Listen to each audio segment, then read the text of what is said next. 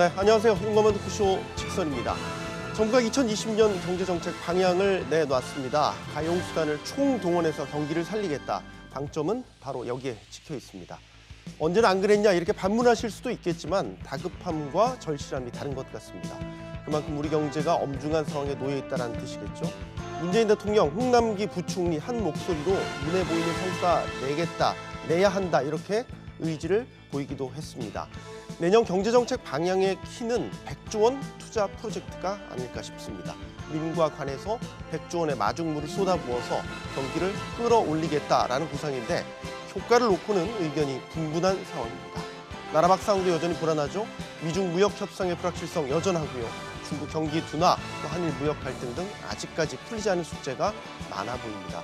자, 오늘 세 분의 경제 전문가들과 정부의 내년 경제정책 짚어보고요. 그 어렵다는 경제 전망 해보는 시간 갖도록 하겠습니다. 한 분씩 소개해드리겠습니다. 신세돈 숙명여대 경제학과 명예교수 나오셨고요. 김혜락 서강대 기술경영대학원 교수, 조영철 글로벌 정치경제연구소 수석연구위원 세 분 모셨습니다. 어서 나오십시오. 안녕하십니까? 네, 안녕하세요. 네. 자, 샵 3998 100원의 유료 문자로 시청자 여러분의 소중한 의견 또 기다리고 있으니까요. 많은 의견 저희 생방송 중에 주시면은 적극적으로 반영토록 하겠습니다. 자, 리포트 먼저 보고 토론을 시작하겠습니다. 정부가 위로 어른들을 모시고 아래로는 자녀들을 챙기면서 돈 나갈 곳 투성이인 바로 40대들 맞춤형 특별 일자리 대책을 또 내놓겠다고 발표했습니다. 보고 오겠습니다. 오늘 확대 경제장관 회의를 직접 주재한 문재인 대통령은 40대의 일자리 문제 해결을 특히 강조했습니다. 무엇보다 일자리의 질이 더 좋아져야 합니다. 40대와 제조업의 고용 부진에서 벗어나야 합니다. 지난해 뚝뚝 떨어지던 고용 지표가 올해 양적인 회복세를 되찾았지만 경제의 허리로 불리는 40대 고용률은 22개월 연속 줄었습니다. 정부는 내년부터 40대 채용 실적이 우수한 기업에 인센티브를 부여하고 직업 상담과 훈련 기회를 늘리기로 했습니다. 40대 창업 기업에 세무와 회계 지원을 받을 수 있는 연 100만 원 상당의 바우처를 제공하는 등 창업 지원도 확대합니다. 40대가 어떻게 보면은 창업할 때 제일 성공할 확률이 높은 세대이기도 합니다. 경험도 많고. 정부는 종합적인 실태조사와 함께 현장의 의견 수렴을 거쳐 늦어도 내년 3월까지는 40대 맞춤형 고용 대책을 마련하겠다고 밝혔습니다. 맞춤형 직업교육과 생계비 지원을 강화하는 내용이 될 것으로 보입니다. 정부는 또 일자리가 줄어드는 연초, 취약계층 소득 안정을 위해 노인 일자리 74만 개 등 정부 재정을 통한 직접 일자리 94만 5천 개를 만들기로 했습니다. 네, 이제 토론을 시작해 보도록 하겠습니다. 첫 질문은 바로 이것부터 해보도록 하겠습니다. 어제 경제정책과 관련해서 합동 브리핑이 있었는데요. 그 전에 오전이었죠. 청와대에서 확대 경제장관회의가 열렸습니다. 그런데 여기에서 대통령이 꺼낸 말이 계속해서 갑론을박의 중심에 서 있습니다. 경제정책과 관련해서 일자리와 투자 강조하면서 현재 우리 경제 상황에 대해서 진단을 했는데요. 글로벌 위기 속에서도 정진하고 있다라고 긍정적으로 평가했습니다. 뭐 경제가 좋다 안 좋다 하는 것도 문제지만 체감을 하기가 힘든데 좋다고 얘기하는 게 좀 안일하게 들린다 이런 비판이 나오고 있는 게 사실입니다. 신세동 교수님께 먼저 질문 드리겠습니다. 어떻게 보셨습니까? 일단 아까 지적한 대로 제조업 취업자 수, 30대, 40대 취업자 수는 거의 뭐 20개월 이상 연속으로 마이너스란 말이에요. 네. 그러면 이번 말씀이 아니라 작년 요맘때 대통령께서 똑같은 모임을 하시고 똑같이 확대 경제장관 하시면서 2019년 경제정책 방향을 내놓으실 때도 네. 비슷한 이야기를 하셨어요. 근데 그때 이미 제조업, 그다음에 30대, 40대 이쪽에 취업자는 계속 줄어들고 있었단 말이에요. 그래서 네.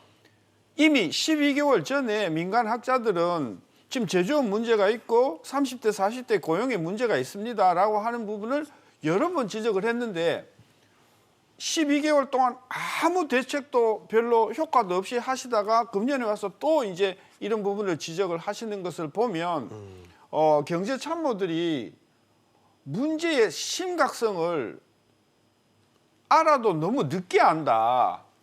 저는 그런 차원에서 지금 뭐 경제가 잘 굴러가고 있다는 말이 무슨 말씀인지 좀 안 와닿고요. 계속해서 지금 제조업 그리고 30대, 40대의 취업자 문제는 앞으로 계속해서 어려워질 것이다. 그런 관점에서 이번에 발표한 정책을 우리가 꼼꼼히 들여다보고 이 정책들이 효과가 있을지 없을지를 오늘 토론해 봤으면 하는 거죠. 네, 이 질문에 대한 답은 다 들어봐야겠는데요. 조영관님, 비슷한 생각이십니까? 예, 그러니까 대통령께서 한국 경제의 그 펀더멘탈은 그래도 괜찮다, 걱정할 정도는 아니다 이렇게 이제 말씀을 하셨는데 그 얘기는 아마 이런 걸 겁니다. 그러니까 걱정하시는 분들이 지금 경제가 상당히 위기적인 국면으로 가고 있다, 뭐 이렇게 이제 말씀하시는 분도 있으니까 그런 정도는 아니다. 네. 이런 거를 이제 말씀하시는 거고요.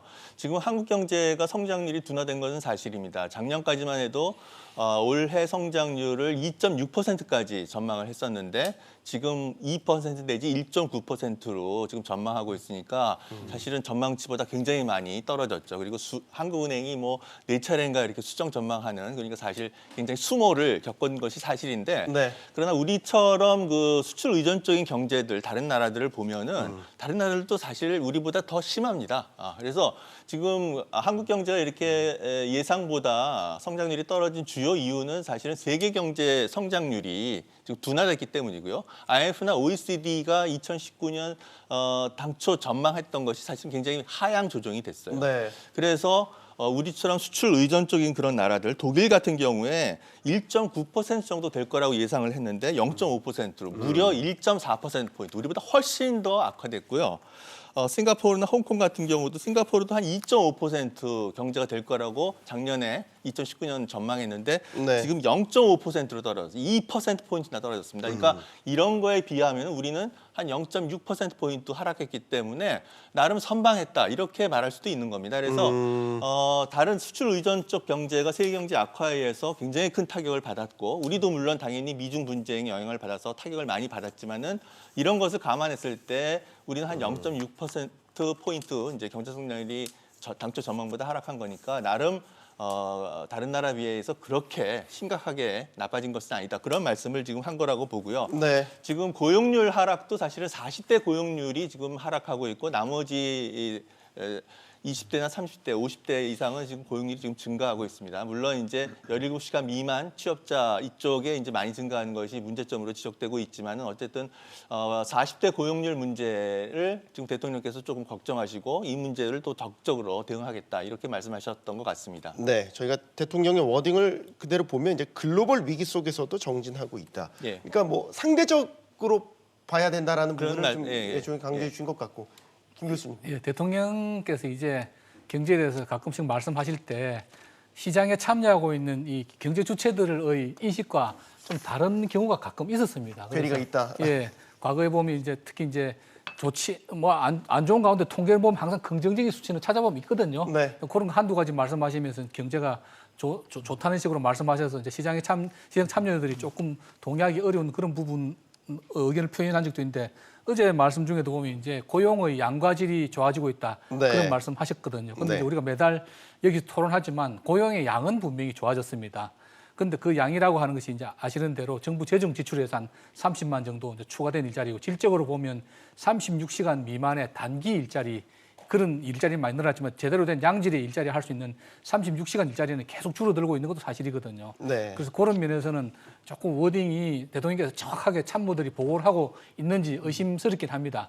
근데 이제 그런 부분도 있지만 전체적으로 어제 하신 말씀을 들어보면 40대 제조업의 위기에 대해서 잘 알고 계시고요. 또 네. 여러 가지 지금 경제가 턴어라운드 하지 않으면 굉장히 어렵다라고 하는 현실의 경제 엄중함에 대한 인식은 분명히 갖고 있으신 것 같아요. 제가 이제 개인적으로 느끼는 거는 작년 한 금년 초까지만 해도 참모들이 써주는 그 긍정적인 그런 말씀들을 많이 하셨는데 네. 하반기 들어서는 확연하게 경제가 엄중하다라고 하는데 인식도 하고 계신 것 같고 특히 신세동 교수님께서 뭘 하고 있느냐라고 비판하셨지만 나름대로 정부에서는 엄중함 인식하고 애는 쓰고 있는 것 같아요. 근데 다만 제가 인식하는 거하고 그걸 제대로 또 과제를 실행하는 거하고 또 다른 이슈거든요. 네. 지금 경제팀에서 이런 엄중한 경제를 제대로 다루고 인식하고 해결할 능력이 있는지 그건 또 다른 이슈 같고요. 인식은 하고 있지만 아직 그 해결책을 제대로 실현하고 있는지에 대해서는 조금 더 두고 봐야 할 것 같다는 그런 생각이 듭니다. 그 작년에 대통령께서 12월 17일 오전 10시에 2019년도 금년 정책 방향을 하시면서 이렇게 말씀하셨어요. 제가 인용합니다. 내년에는 이게 금년입니다. 2019년. 우리 정부의 경제 성과를 국민들께 보여드려야 합니다. 근데 그 말씀하셨는데 1년 동안 성과가 있었냐 이 말이에요. 그리고 작년에 그 금년 정책의 목표가 뭐냐 하면요. 읽어드릴게요. 함께 잘 사는 포용 국가예요. 네. 그럼 함께 잘 살았는가? 그러면 우리 국민들한테 지난 1년 동안 정부 정책으로 함께 잘 살게 되었는가? 1분위는요. 그다음에 자영업자는요. 사업 소득을 가지고 생활하는 사람들은 이분들은 굉장히 어려운 어쩌면 당군 이래 최고로 어려운 상황을 금년 한 해 보냈단 말이에요. 그럼 이 부분에 대한 성찰이 있어야 되는 거 아니냐. 그런 차원에서 일방적으로 그냥 긍정적인만 말씀하시는 게 듣기는 좋지만 네. 실제로 굉장히 경제가 어려움을 느꼈던 계층에 있어서는 정말 속으로 화가 나는 말씀이다. 그런 면에서 40대 지적은 하셨지만 실제로 금년에 고통을 받는 분들이 훨씬 더 많았다. 그 부분에 대한 언급이 진솔하게 없어서 좀 아쉽다 그런 말이죠. 네. 저도 조금 보탤게요. 말씀하시죠.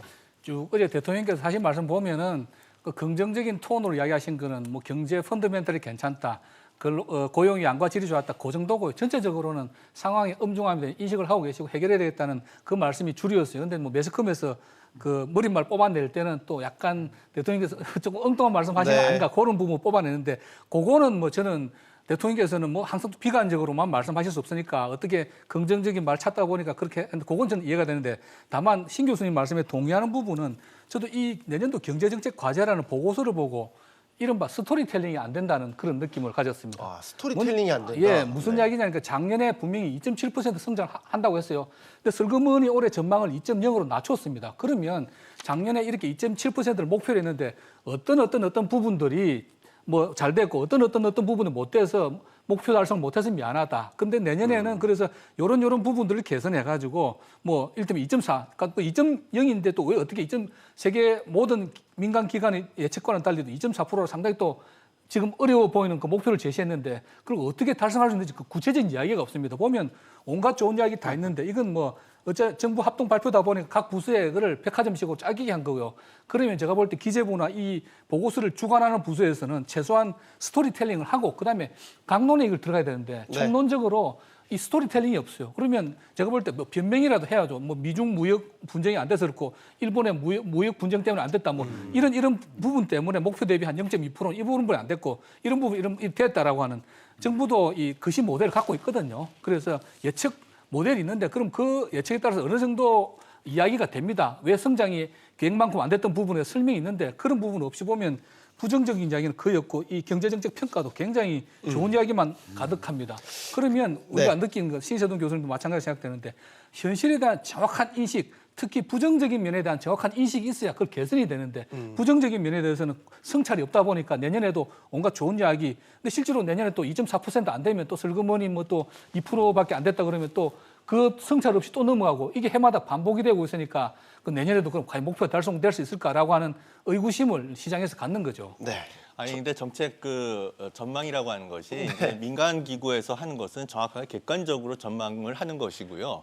정부의 정책 전망이라고 하는 것은 뭐 그 이전에 이명박 정부나 박근혜 정부나 다 정책 의지가 담겨져 있는 그런 목표 설정적 의미가 담겨 있기 때문에 네. 약간 그러니까 내가 이런 정책을 통해서 민간은 2.2%, 2.3% 보지만은 우리가 이렇게 100조 원 같은 그런 민간 투자 활성화를 통해서 2.4%까지 올리도록 그렇게 노력을 해보겠다. 이런 것이 정부가 발표하는 경제 정책 전망이라고 봐야 됩니다. 그래서 정책 의지가 담겨 있는 것이다. 그래서 민간하고의 차이가 있는 것은 뭐 문재인 정부서만 그랬던 것이 아니라 그 이전 정부도 다 마찬가지였고요. 네. 단군 이래 국민들이 가장 고통을 받을 정도로 경제 상황이 심각했다라는 건 좀 저는 좀 지나친 말씀이라고 생각을 합니다. 물론 경제가 당초 2.6%, 2.7% 전망했는데 2%로 이렇게 떨어졌으니까 굉장히 안 좋아진 것은 사실입니다. 경제가 성장률이 둔화되면 가장 먼저 타격을 받을 수밖에 없는 것이 자영업자의 매출이 증가할 수가 없는 거고요. 그에 따라서 통계에서도 나와 있지만 자영업자 사업소득이 감소했습니다. 다소. 네. 그래서 자영업자들이 사실은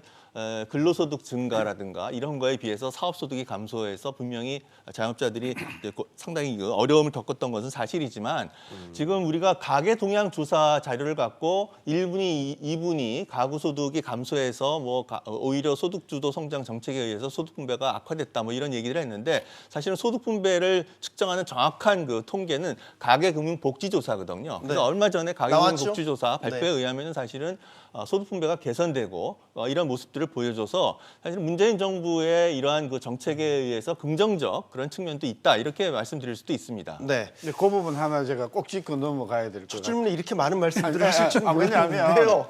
왜냐하면 중요한 게 말씀하시죠. 네. 아까 말씀하신 가계금융복지조사가 12월 17일 날 발표가 됐어요. 네. 거기에 이제 그 소득 불평등을 이제 측정하는 진위계수하고 그다음에 5분위 배율하고 그다음에 상대 빈곤율이 다 개선이 됐다. 이걸 되게 자랑을 많이 했습니다.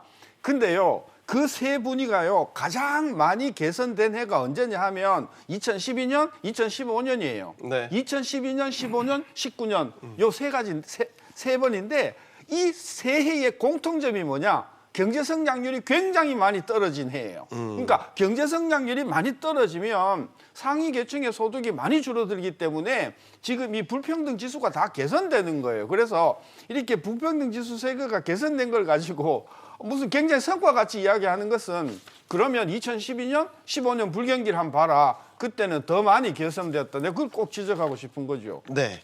첫 질문에 너무나 많은 말씀을 하셔서 오늘 저희 시청자들의 의견도 지금 많이 올라오고 있습니다. 세 분의 열띤 토론 덕인 것 같습니다. 질문들이 많았는데 거의 다 답변을 하신 것 같아서요. 이 질문만 드리고 본론으로 들어가 봐야 될 것 같습니다. 올해 내년 경제정책 방향에서 소득주도 성장이라는 말이 빠졌다는 걸 상당히 많은 의미를 부여를 하고 있더군요. 정책 방향의 전환이라고 봐야 되는 건지 아니면은 정책 실패를 간접적으로 자인하는 건지 우선순위가 바뀐 것인지 여러 해석들이 나오고 있어서요. 이 질문 김현욱 교수님께 먼저 드리겠습니다. 저는 뭐 우선순위가 바뀐 거라고 봅니다. 그 사실은 제자리를 찾아간 것이죠. 소득주도 성장은 저도 뭐 이 자리에서 여러 번 말씀드렸지만 그거는 성장 정책이 아니고 분배 정책이다. 왜냐하면 그 소득주도라고 하는 게 이른바 뭐 분수 효과에 의해서 저소득층에 그 소득을 좀 많이 분배함으로써 소비를 진작시켜서 경제가 돌게 하자고 하는 것인데 뭐 많은 경제학자들 지적하지만 결국 성장은 공급 측면에서 나와야죠. 수요를 뭐 조금 더 일으킨 데서 물론 그게 뭐 소득 주도 성장이 인구 주도 성장이라는 이론에서 나온 것이죠. 그 자체가 틀린 말은 아니지만 네. 임금을 통한 소득 그 성장 효과는 굉장히 저는 제한적이라고 보고 결국은 공급 측면에서 새로운 기술, 새로운 투자가 일어나야 되는데 그걸 성장 이론이라고 포장하니까 좀 문제가 됐던 거고 그리고 그 중에서 특히 이제 최저임금이 제일 앞장서다 보니까 경기도 나쁜데 굉장히 좀 욕을 많이 먹은 그런 이론인데 지금은 보면은 이번 보고서 보면은 소득주도 성장이라는 말이 한마디도 없고 혁신 성장, 규제 혁신하는 말이 수십 번 나옵니다. 네. 그러니까 분명히 저는 정부에서 우선순위를 바꾼 것 같고요. 다만 이제 저는 소득주도 성장이 아니고 그냥 뭐 공정한 분배 정책 그런 정도로 사실상은 우선순위가 바뀐 거죠. 그리고 네. 그렇지만 이 정부가 또 진보 정권이고 아무래도 보수 정권보다는 분배에다 조금 더 방점을 두는 정권이기 때문에 기본적으로 이걸 폐기했다든지 뭐 한 것은 아니고 우선순위 특히 이제 성장 경기 자체가 워낙 안 좋다 보니까 우선순위를 뒤로 미루면서 이 원래 찾아가야 할 제자리 즉 성장 정책이 아니고 복지 정책, 분배 정책으로서 자리매김하지만 이 정부가 캐치프레이즈로 소득주도 성장을 지금까지 제일 앞장서서 내세웠기 때문에 그에 대해서 또 뭐 폐기했다고 이야기하기도 어렵고 그래서 슬그머니 좀 뒤로 간 것이 아닌가 뭐 저는 그렇게 생각하고 있습니다. 그 앞에서 이제 화면에도 나왔지만은 네. 김영범 기재부 1차관께서 그 말씀하셨던 그 내용이 나오는데 소득 성장 정책과 포용 성장 정책이 이제 성과가 났기 때문에 어느 정도 안착이 됐기 때문에 그대로 가는 거다. 그러니까 이 정책이 폐기되는 것은 아니다라고 네. 이제 분명하게 얘기를 한 거고요.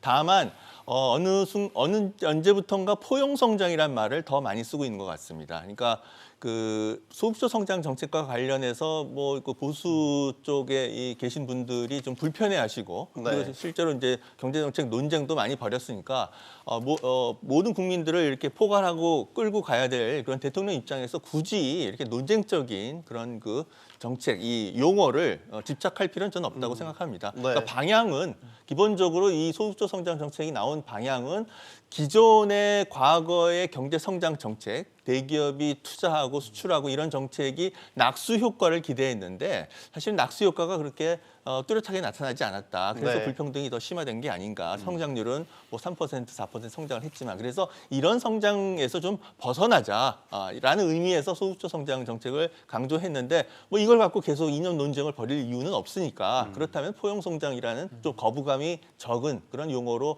저는 좀 바뀌었다고 생각하고요. 정책의 기조가 저는 바뀌었다고 생각하지는 않습니다. 그러나 요번에 2020년 경제정책 방향을 보면서 분명히 방점이 포용 성장에서 성장 쪽으로 바뀌었다. 그동안 신세동 교수님께서 비판적으로 굉장히 많이 지적하셨던 부분들을 사실은 요번에 많이 담아냈다고 보여집니다. 그래서 투자가 증가하는 거. 그래서 맨 첫 번째 페이지에 100조 원 투자 증가 정책하고 민간 대기업에 25조, 그다음에 그 민간 투자 사업, 재정 사업만 하는 게 아니라 BTO, BTL 사업 같은 거 하겠다. 이게 평소에 신세동 교수님이 강조했던 그런 내용들이고요. 그런 것들 많이 수용했다. 그래서 저는 뭐 이렇게 사람 나름대로 보수적인 그런 경제학자나 이런 야당 쪽에서 지적했던 사항들을 상당히 수렴하는 그런 그 모습을 보였다는 점에서 긍정적으로 평가합니다. 예. 신 교수님의 쓴소리가 첫째, 소득주도 성장에 대해서는 말은 뺐어요. 말은 뺐는데 내용은 다 들어가 있고요.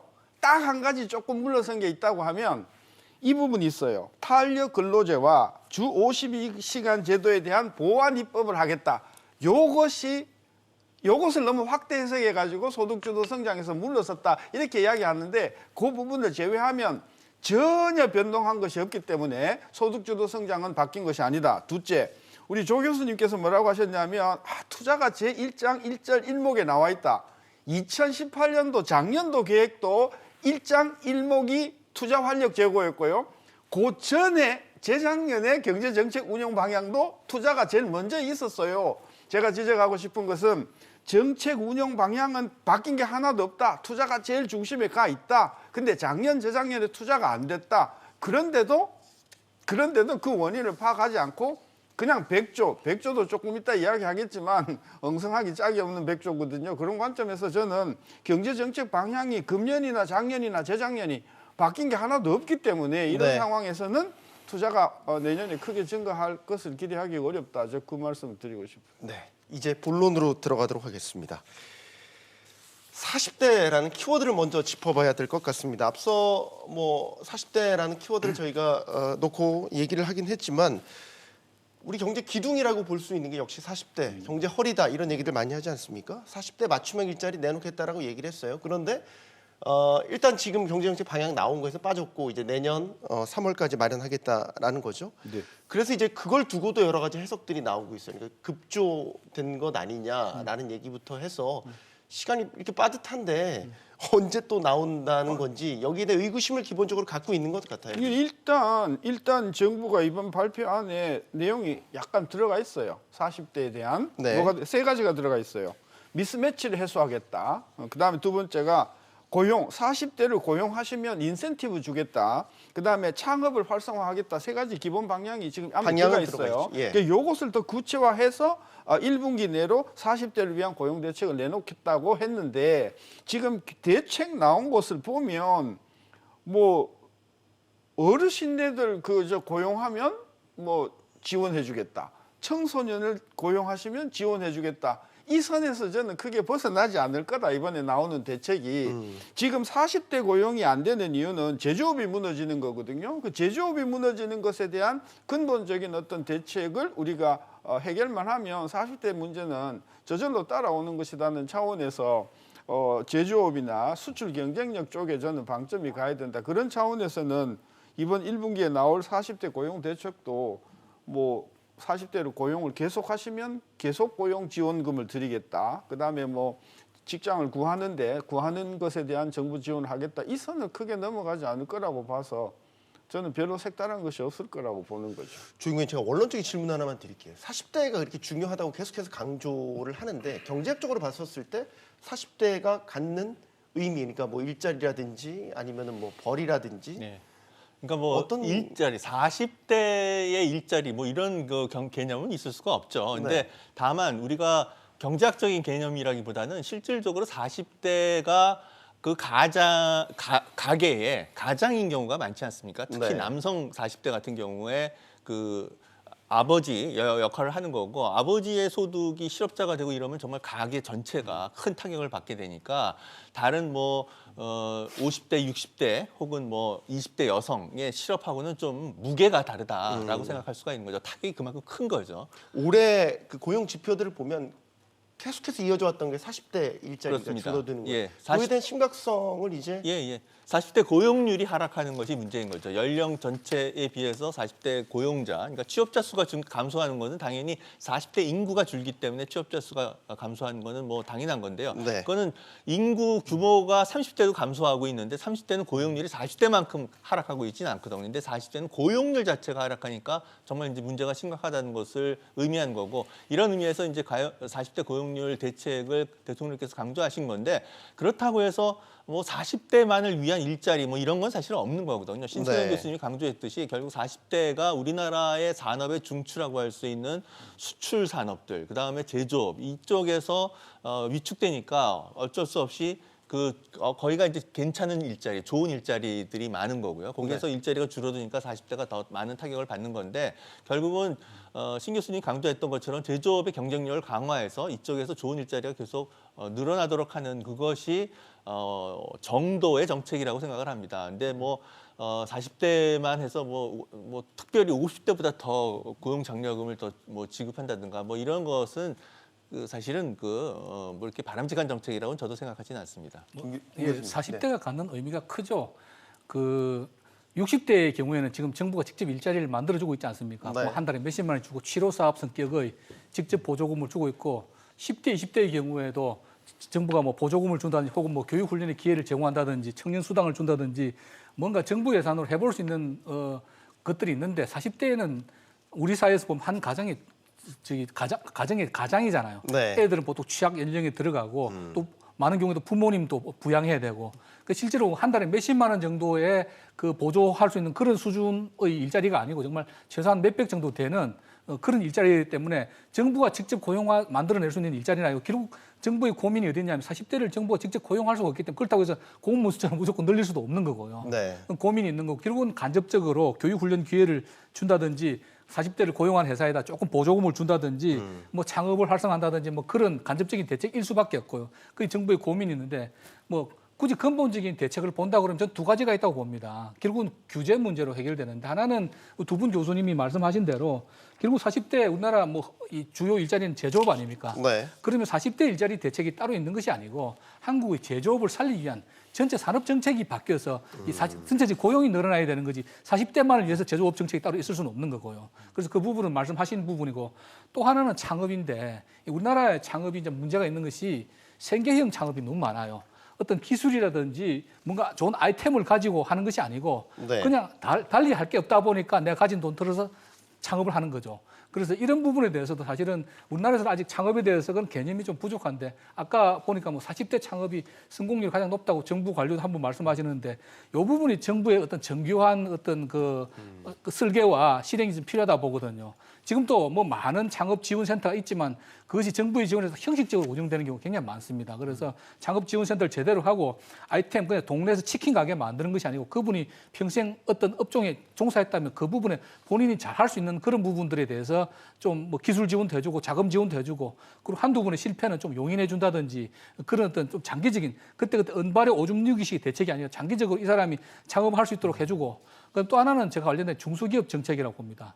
우리나라 기업들이 중소기업하고 대기업하고 임금이나 여러 근로조건 차이가 너무 많이 나기 때문에 대기업에만 많이 좀 몰리는데 아시다시피 대기업은 더 이상 고용을 창출하지 못합니다. 대기업은 스마트 팩토리가 도입돼도 대기업에 먼저 도입되는 거고 매출은 늘고 이익은 늘지만 고용은 창출을 못하고 근데 아직 많은 고용을 중소기업이 하고 있는데 중소기업의 경우에는 너무 뭐랄까 그 좀 여건이 안 좋다 보니까 많은 부분을 또 외국인 노동자들이 대체하고 있는 부분이 있지 않습니까? 그래서 네. 중소기업 정책, 창업 정책하고 중소기업 정책을 한번 정부가 눈여겨 들여다보면 40대를 이 부분에서 좀 많이 좀 고용할 수 있지 않을까. 그래서 뭐 조금 있다가 40대 대책이 나온다 그러는데 정말 해마다 나오는 그런 틀에 박힌 대책이 아니고 두 분 말씀하신 대로 제조업 경쟁력 강화라는 보다 근본적인 정책이 하나 있을 거고 그다음에 창업 지원이라든지 중소기업 취업도 조금 입체적으로 그리고 좀 심도 있게 좀 검토해서 실효성 있는 정책이 좀 이번엔 나왔으면 좋겠다는 그런 기대를 합니다. 네, 저도 김연학 교수님 지금 지적하신 내용들 다시 한번 강조하고 싶은데요. 그러니까 대통령께서 40대 고용을 증가시킬 필요가 있다 이런 거를 이제 강조하시다 보면 공무원들이 그거를 급하게 실행하기 위해서 지금 사실은 40대 고용이 쉽게 증가할 수 있는 것이 생계형 창업으로 늘어나는 거거든요. 그래서 음식 숙박업, 도소매업 지금도 과잉 경쟁인데 이쪽에 그 생계형 창업 지원을 해서 40대 고용이 이쪽에 또 늘어나는 것은 저는 별로 이렇게 바람직한 정책이 아니다. 근데 공무원 입장에서는 이게 가장 쉬운 그런 그 정책이기 때문에 이쪽 방향으로 갈 가능성이 그런 우려가 있어서 저는 이렇게 가서는 안 된다. 지금 김연학 교수님이 강조했듯이 생계형 자영업 창업으로 가서는 안 되고 기술형 정말 그 제대로 된 아이템이 있고 기술력이 있는 그런 그 창업 쪽으로 지원을 해야 된다. 근데 사실은 이게 쉽지 않기 때문에 뭐 음식 숙박업 이쪽에 생계형 자영업 이쪽으로 가는 이런 지원 방향은 바람직하지 않다고 생각합니다. 네. 아까 신세동 교수님 잠깐 언급하셨는데 정부 정책 중에서 미스매치 해소도 있습니다. 우리나라의 고용은 90%는 중소기업이 창출하거든요. 근데 중소기업은 분명히 지금 또 인력난에 구인난에 시달리는 데도 있습니다. 그래서 물론 근로 여건이 대기업만큼은 못하지만 그래도 뭐 잡이 전혀 없는 것보다 낫지 않겠습니까? 그런 부분도 정부가 그냥 보고서를 위한 보고서가 아니고 정말 현장을 쫓아다니면서 실효성 있는 그 미스매치 해소 대책도 좀 다음 대책에는 포함됐으면 합니다. 그 고용지표에 대해서 이제 내년 예산에도 많이 막대한 예산이 이제 들어가게 되는데 정부의 내년도 취업자 수 전망을 보면요, 2020년, 그러니까 올해는 28만 명이었는데 내년엔 25만 명 오히려 준단 말이죠. 여기와 관련해서 인구 구조에 대한 언급이 있었습니다. 즉 생산 연령 인구가 급격하게 감소할 것이다. 뭐 저희가 절벽 얘기도 많이 하지 않습니까? 이런 전망을 또 같이 곁들였단 말이에요, 조영관님. 여기에 대해서 네, 그러니까 지금 우리나라 이제 생산 가능 인구가 이미 2017년, 2018년 정점을 찍고 이제 감소하는 추세고요. 이건 앞으로 계속 감소할 수밖에 없습니다. 더 나아가서 지금은 아직은 고령 인구가 증가하고 있기 때문에 전체 인구는 지금 증가하고 있지만 어느 순간 되면 전체 인구 자체도 감소해서 나중에는 3천만 명, 2천만 명 수준으로 인구가 이제 감소하는 것이 통계청의 장기 그 인구 전망이거든요. 그러니까 결국은 과거처럼 생산 가능 인구가 증가할 때처럼 취업자 수가 계속 증가할 수는 없습니다. 네. 그러니까 지금 취업자 수 증가가 지금 증가는 하고 있지만 증가 정도가 둔화되고 있고요. 어느 순간에는 이제 감소할 수밖에 없는 거기 때문에 네. 과거처럼 취업자 수 증가가 계속 뭐 30만 명, 40만 명씩 증가할 수 있는 그런 시대가 아닌 거죠. 그래서 2019년에 취업자 수가 30만 명 이렇게 증가한 것은 사실은 앞에서 김연학 교수님이 강조했지만은 지금 30시간 미만, 17시간 미만 이 단시간 근로자 이쪽에서 취업자 수가 많이 증가했기 때문에 이제 그런 양적으로 많은 취업자 수 증가가 됐는데 2020년에도 그것이 반복된다고 보기는 어렵죠. 그래서 네. 지금 정부가 취업자 수 증가를 2019년보다 조금 낮게 잡은 것은 제가 볼 때 객관적인 전망이라고 봅니다. 사실 그러면 교수님, 네. 재정 투입에 의한 양적 증가는 뭐 숫자상으로는 이루어졌을지 모르겠지만 근데 이제 내년이 조금 저는 어려울 거라고 보는 이유가요. 네.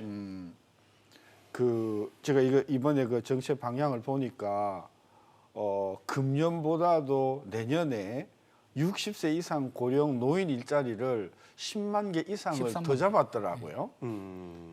그러면 금년에 굉장히 노인 일자리가 많이 증가 안 했습니까? 네. 연평균으로 내보면 얼마가 나올지 모르겠지만은 60세 이상 고용에서 지금 뭐 보통 30만에서 40만 개 정도가 작년에 비해서 금년에 커졌잖아요. 네. 그만큼 커졌는데 거기에서 더 커지려면 굉장히 많은 사람이 더 많이 고용이 되어야만 되지 않겠어요? 그런 관점에서 이 노인 일자리 재정을 굉장히 많이 투입을 했지만 60세 이상 고용은 금년에 증가한 30만 내지 40만 증가가 내년에는 대단히 어려울 것이다. 왜냐하면 30만, 40만 증가한 것에 거기에 더해서 또 추가로 더 돼야 일자리가 늘어나는 것 아니겠어요? 그런 차원에서 보면 아까 인구 이야기 하셨는데 인구 아니라 하더라도 인구 문제가 아니라 하더라도 금년 1년 동안 일자리는 주로 60세 이상에서 노인 일자리에서 나왔기 때문에 거기에 한계가 있기 때문에 내년에는 아까 25만인가 그 예상 자체도 좀 과다하다고 볼 가능성이 있다고 보는 거죠. 알겠습니다. 예, 그 네. 인구는 말이죠. 생산 가능 인구는 노동력의 공급 측면이고요. 일자리는 노동력의 수요 측면입니다. 그러니까 장기적으로 보면 인구가 줄면은 물론 일자리가 줄겠지만 지금 일자리 수요, 즉 일자리가 늘어나지 않는 것, 즉 일자리 공급이 안 되고 있는 것은 직접적으로 경기 때문입니다. 네. 경기가 워낙 안 좋기 때문에 일자리가 늘지 않고 있는 거고, 그래서 늘어날 일자리는 정부의 정책에 의해서 만들어진 건데 실제로 근데 내년 정부가 보면 60대 이상을 13만 명을 올해보다 더 고용하는 걸로 예산을 편성하고 있는데 저는 그건 어쩔 수 없다고 봅니다. 왜냐하면 내년에도 60세 이상 인구가 30만 명이 더 늘어나거든요. 네. 그럼 우리나라가 아직 사회 안전망이 확보가 안 되기 때문에 그렇게라도 복지적인 측면에서는 해야 된다고 보는데 문제는 아까 우리 40대 얘기했지만 제대로 된 일자리, 양질의 일자리인데 양질의 일자리는 내년도 경기 전망도 여전히 어렵고 또 내년을 걱정스럽게 하는 거는 작년이 워낙 안 좋았어요. 일자리 창출이. 그래서 올해 28만 개 늘었다고 하는 건 어떻게 보면 정부의 재정 투입도 있지만 기저 효과가 있는데 올해 28만 개 늘어났기 때문에 저는 내년에 23만 개 굉장히 낙관적인 숫자라고 봅니다. 내년에 10만이 안 될 수도 있어요. 왜냐하면 이 정부 재정을 억지로 늘리는 한계가 있기 때문에. 네. 자, 이제 100조 원 투자 프로젝트 얘기를 좀 해봐야 될 것 같습니다. 사실상 내년 경제정책 방향에 있어서 가장 핵심이 되는 정책이라고 볼 수 있기 때문에 100조 원 투자 프로젝트 이겁니다. 공공기관 투자 60조, 기업 투자 25조, 민자사업 15조 뭐 이런 내용들로 담겨 있습니다. 일단 총평부터 먼저 교수님께 부탁드리겠습니다. 그 100조인데 이미 작년서부터 또는 재작년서부터 계획이 되어 있었던 금액이 한 70조 돼요. 70조가 과거의 정책이나 과거의 법이나 과거의 계획에 의해서 내년에 하기로 돼 있던 금액이 70조예요. 그것도 물론 다 할 수 있을지 없을지는 모르지만 네. 거기에 더해서 30조를 더 발굴해서 투자를 하도록 하겠다라고 이번에 발표에 들어가 있기 때문에 네. 이게 사실은 저는 좀 조금 이렇게 그 정보를 우리가 정확하게 해석할 필요가 있다. 100조가 하늘에서 뚝 떨어진 게 아니고 예년에 해오던 그 예산이나 이런 것들이 한 70조가 있었고 거기에 추가적으로 30조를 더 찾아서 해보겠습니다라고 하는 의혹이지 실제로 찾을 수 있을지 돈을 댈 수 있을지 그거는 가봐야 하는 것이라서 이게 조금 우리가 해석하는데 신중함이 필요하다. 그런데요, 주 교수님, 이 100조 원이라는 이 단위에 정말 투자 프로젝트가 있는 그대로 집행이 된다면 마중물 역할은 할 수 있는 건 아닙니까? 예, 그러니까 지금 정부의 발표 계획을 보시면은 이렇게 되어 있습니다. 투자 활성화에 총력 매진하겠다. 네. 민간 민자 참대 분야에서 투자 100조 원 목표로 발굴해서 집행 추진하겠다. 이렇게 이제 표현한 겁니다. 그러니까 신세동 교수님이 말씀하신 것처럼 이 100조 원을 2020년 한 해 동안에 전부 투자를 하겠다. 뭐 이런 뜻이 아니고요. 네. 앞으로 순차적으로 그동안 계획이 없었던 것을 포함시켜서 100조 원 정도의 대규모 이런 투자가 순차적으로 진행될 수 있도록 해서 경제 성장에 도움이 되도록 하겠다라는 그런 의미로 해석을 하셔야 됩니다. 그러니까 2020년에 100조 원 투자를 빵 하면은 제가 볼 때 2.4%가 아니라 뭐 2.6% 이상 경제 성장을 할 수가 있을 겁니다. 그러니까 네. 당초에 지금 정부가 발표한 의미가 그런 의미다라는 것을 얘기를 해야 되고요. 그래서 지금 공공기관에서 60조 원 투자를 하겠다는 건데 이것도 지금 신 교수님이 말씀하셨던 것처럼 그동안 뭐 광역 GTX라든가 철도 투자 뭐 이런 것들 해왔던 거를 좀 더 늘려서 네. 진행을 하겠다. 그리고 그동안 이제 좀 그 규모가 작았던 민간 투자 사업, BTO 사업 이런 것도 더 확장시켜 나가겠다. 그리고 이제 대기업들 같은 경우에 있어서 25조 이제 투자를 이 맞습니다. 얘기가 나와 있는데 25조 원. 그 내용 중에 어떤 것들이 있냐면 제일 큰 게 울산 석유화학공장 건설 관련된 7조 원이거든요. 이게 네. 그동안 그 미세먼지라든가 대기 오염 그 총량 규제에 의해서 이게 지금 굉장히 그 불투명한 상황이었어요. 환경단체나 이런 데서 굉장히 그 반대가 아주 강력했고 뿐만 네. 아니라 울산이 석유화학 단지여서 이미 지금도 대기 그 총량 규제, 지역별 총량 규제의 이제 그 한도를 넘어서서 이게 이제 어려운 상황이어서 사실상 유보된 상황인데 이런 것과 관련돼서 정부가 적극적으로 그 지원을 해서 건립이 되는 방향으로 이렇게 하겠다라는 그런 의미라고 할 수가 있습니다. 네. 어제 제가 그 부총리 기자 브리핑하는 걸 들었거든요. 부총리도 분명히 그렇게 이야기했어요. 100조 원을 투자하겠다는 것이 아니고 네. 100조 원을 발굴하겠다. 투자 아이템 그 투자는 내년에 하느냐? 그것도 아니고 일단 발굴에 이게 뭐 몇 년 걸릴 수도 있고 내년에 할 수도 있고. 근데 그 중에서 40조는 민간 부분 투자고요. 60조가 공공기관 투자인데 정확하게 보면 29년에 55조 목표였는데 2020년 60조로 즉 공공 부분 투자를 5조 더 늘렸죠. 계획을 잡고 있다는 겁니다. 네. 5조를 더 늘릴지 아닌지도 모르는 거고 실제로는 예산으로 투입되는 거는 5조가 계획이 잡혀 있는 거고요. 그럼 기본적으로 민간 기업은 왜 투자를 하느냐? 돈이 되면 투자를 하고 안 되면 안 하는 겁니다. 그러니까 제가 볼 때는 정부가 해야 할 일은 이런 100조, 200조라고 하는 숫자를 가지고 뭐 이렇게 투자되는 것처럼 이렇게 이야기하는 것이 아니고 기업들이 왜 투자를 안 하는지, 정확하게는 왜 국내에 투자를 안 하는지. 우리 한국 기업들 투자 안 하고 있는 거 아닙니다. 문제는 다 외국 가서 투자하고 있고 국내 투자를 줄이고 있다는 그 문제죠. 네. 이 보면 경제 전망에 보면 금년도에 투자가 마이너스 7.7%, 작년에 마이너스 24%인데 내년도에는 5.2% 늘어나는 걸로 돼 있어요. 그러니까 이것도 의심스럽다는 거죠. 투자는 민간 기업이 하는데 5.2%를 플러스 5.2% 할지 마이너스 5.2% 할지는 그 기업의 투자 담당자들이 결정하는 거거든요. 그러면 어떻게 되냐? 정부가 해야 될 일은 제도 개선을 통해서 유도를 해야죠. 유도를 하는 거. 즉 그러니까 여기서 뭐 100조를 투자한다, 200조를 투자한다라고 하는 그 돈 이야기를 할 것이 아니고 기업들한테 물어봤더니 이런 이유 때문에 국내 투자를 안 한다. 그래서 이런 제도들을 개선해주고 국내 투자를 하기 위해서 이런 인센티브를 주겠다라고 하는 것이 앞에 나와야 된다고 보거든요. 이 100조 중에서 실제로 정부 예산으로 늘어나는 건 5조밖에 없는데 이렇게 하면 굉장히 100조가 당장 투자되는 듯한 그런 어떤 느낌을 준단 말이죠. 그러니까 실질적으로 이 보고서라고 하는 것이 굉장히 좀 생색용이 내기용이 아닌가 이런 느낌을 갖게 하는 것이고 조금 더 실질적이고 정말 기업들이 원하는 건 뭔지 그런 부분이 좀 보고서 앞부분에 나와서 실질적인 투자가 이루어졌으면 좋겠다. 그래서 저는 모든 아까 고용 이야기도 하고 우리가 경제 성장 이야기 다 했지만 결국 투자거든요. 투자가 계속 줄고 있으면 내년에 경제 성장도 어려울 거라는 분명히 전망이 가능하거든요. 그럼 네. 모든 것을 왜 기업들이 국내 투자를 안 하는지 그 가려운 거를 물론 여러 가지 노동 이슈, 뭐 규제 환경 이슈 복잡합니다. 그렇지만 뭐 하나라도 우선순위를 정해서 풀어주는 그런 노력. 그러면 기업들 투자합니다. 그래서 정책의 우선순위를 기업들 가려운 데 긁어주는 투자 안 하는데 애로사항을 해소해주는 그런 면에 좀 초점이 더 맞춰서 아니 근데 저는 규제 완화 지금 말씀하셨던 거는 맞는 말씀인데 요번에 이제 그 대기업 투자 확대 촉진 정책과 관련돼서 실제로 내용들이 전 조금 우려하는 내용들이 있습니다. 그러니까 보통 규제 완화가 바람직하죠. 그런데 규제 완화를 자살을 못한 이유가 그 규제 완화가 갖고 있는 여러 가지 부작용 때문에 했던 거고요.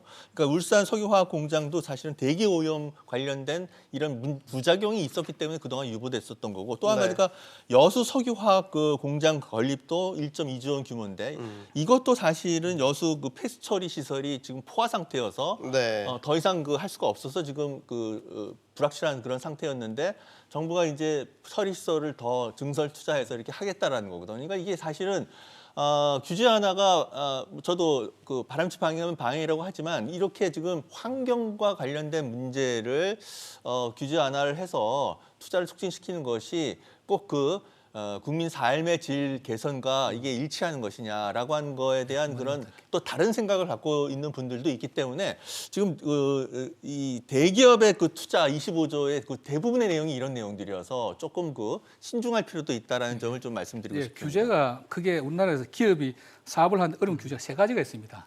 하나는 노동 규제입니다. 너무 노조의 권한이 세다는 거. 그래서 노동의 유연성이 확보 안 돼 있다는 거 하나 있고요. 그다음에 시장 진입 규제입니다. 어떤 산업이든지 기존의 기득권을 가진 사업자에게 신규 사업 진입이 어렵다는 겁니다. 세 번째가 이제 환경 규제입니다. 그래서 저도 동의합니다. 우리 국민 소득이 올라가고 삶의 질이 높아지기 때문에 환경 규제를 섣불리 완화하는 것은 좀 신중해야 된다. 네. 다만 어떤 부분은 과거의 어떤 사고 때문에 우리나라의 환경 규제가 세계적으로 너무 심할 정도로 엄격한 부분들이 있습니다. 그런 부분을 고려가 필요한 거고요. 그다음에 첫 번째 노동 규제하고 노동의 유연성을 확보하는 그런 규제하고요. 그다음에 신규 산업 진입 규제는 대폭 풀어야 되는데 이 정부가 말로는 진입 규제 외치면서 타다 금지법을 또 만들지 않았습니까? 네. 저는 꼭 공식적으로 사석에 만나면 누구나 다 타다 금지법 말이 안 된다는데 또 내년에 총선이 있고 이러다 보니까 당장 택시 기사들 어떤 표라든지 그것 때문에 그런 이거 야당에서 만든 거 여당에서 만든 법입니다. 그래서 그런 걸 보면서 자 정부가 어떤 정책을 갖고 보면은 우선에 당장의 작은 손해 이런 거를 감수하고 그 정책 방향을 밀고 나가야 되는데 우선 또 당장의 작은 손해는 감수를 안 한다는 거죠.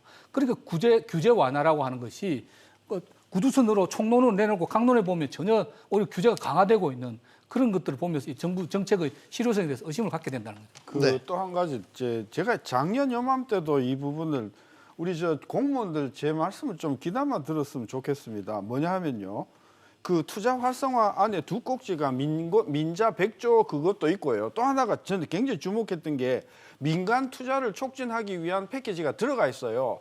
근데 내용을 보니까 이렇습니다. 경제 자유구역의 투자를 혁신시키기 위한 전력을 2020년 상반기에 만들어서 내겠다. 그다음에 투자 지원 체계 방향을 혁신하는 방안을 2000년 상반기에 만들어 내겠다. 전부 다 핵심 꼭지를 뒤로 미루었어요. 네.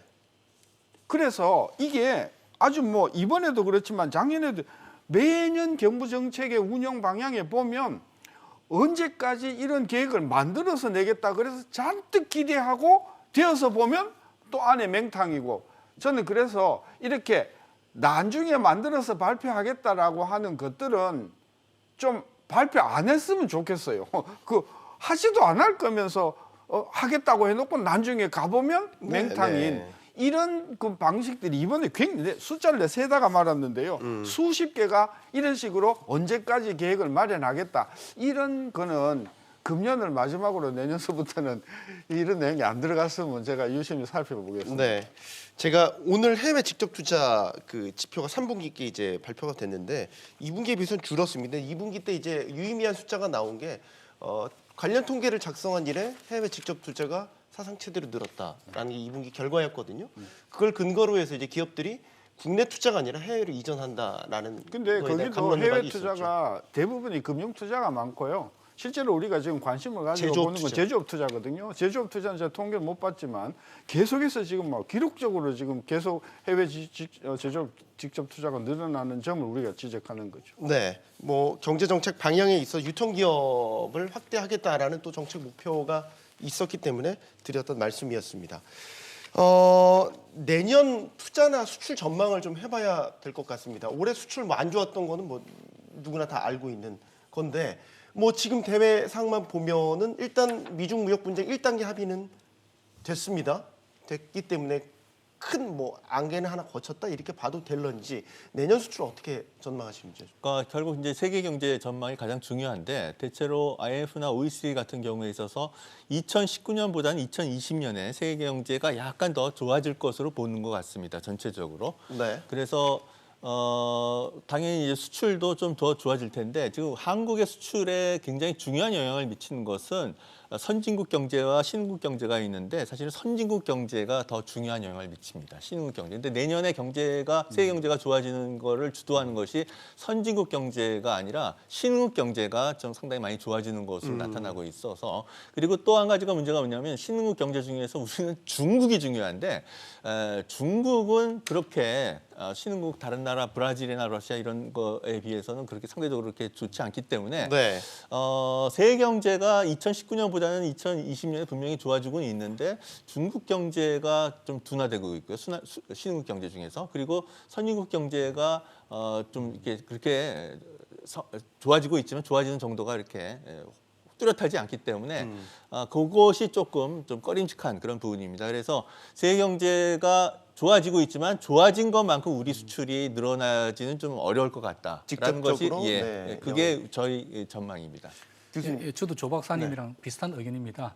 정부도 조심스럽게 내년도 수출 성장률을 한 3% 정도로 보고 있거든요. 네. 금년도에 10.7%가 빠지면은 그걸 그냥 회복하는데도 10%는 돼야 되는데 3%로 하는 것은 내년도 만만치 않다. 우선 긍정적인 측면에서는 말씀하셨지만 미중 무역 1단계 타결이 됐습니다. 그리고 반도체가 올해 굉장히 안 좋았는데 네. 반도체가 좀 회복될 것이다. 그 두 가지 긍정적인 요인이 있는데 근데 조금 자세히 들여다보면 또 그렇지도 않은 것이 지난번에도 우리가 한번 토론했지만 세계적으로 이 피지컬 굿즈, 즉 물품 교육 양이 크게 늘고 있지는 못합니다. 서비스 무역은 많이 늘어나는데 그래서 이 주로 제조업 기반으로 한 물품 수출에 많이 했던 우리나라가 그런 부분에 있어서 크게 효과를 못 본다. 특히 미중 무역 전쟁 때문에 타격이 컸을 거라고 우리는 생각하지만 실제로 올해 보면 미국과 중국의 무역은 그렇게 줄지 않았습니다. 오히려 중국은 플러스 1%가 조금 플러스 5%가 늘었고요. 미국은 거의 안 늘어. 선진국 평균 한 마이너스 5% 줄었는데 우리는 10% 줄고요. 미국과 중국은 거의 차이가 없습니다. 그건 무슨 이야기냐니까 둘이서 무역 분쟁을 하고 있지만 우리나라의 중간재를 수입하던 중국이 상당 부분 중간재를 국산화를 하고 있다. 네. 그래서 미중 무역 분쟁이 1단계 타결되고 조금 양국 간의 무역은 늘어난다 하더라도 우리가 비집고 들어갈 그 몫을 차지할 몫이 의외로 많지 않을 수도 있다라고 하는 그런 걱정이 하나 있고요.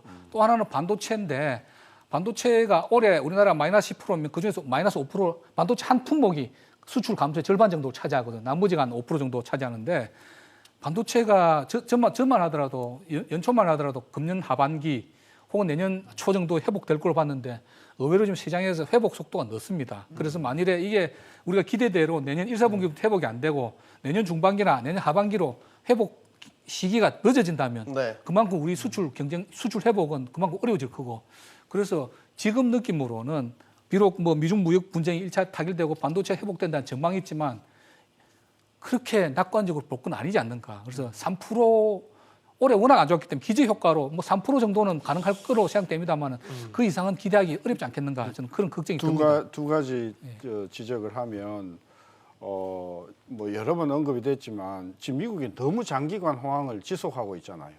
뭐 거의 뭐 진짜 단군 이래 이런 적이 없었을 정도로 네. 미국이 호황을 그래서 지금 내부에서도 지금 야 이거 언제 꺼지는가 불안이 심하단 말이에요. 그리고 실질적으로 보면 지금 소비가 좋아가지고 미국 경제가 괜찮지 투자나 또는 그 제조업 생산이나 이런 쪽에서는 지금 미국도 꽤 오랫동안 지금 조금 안 좋아지고 있거든요. 그런 관점에서 보면 미국 경제가 이제 드디어 이제 하강 국면으로 들어서면서 세계 경제를 흔들 가능성이 하나 있고, 그다음에 중국이 지금 스스로 자급자족을 하면서 우리에 대한 의존도를 줄이기 때문에 우리의 불리해지는 점이 있고, 지금 아무도 언급을 안 하는 부분이 하나 있는데요. 뭐냐면 일본 엔화가 지금 최근 한 2, 3개월 동안 굉장히 약세가 심화됐어요. 그래서 오늘 내일 지금 1달러당 100엔이 돌파될 지경까지 와 있습니다.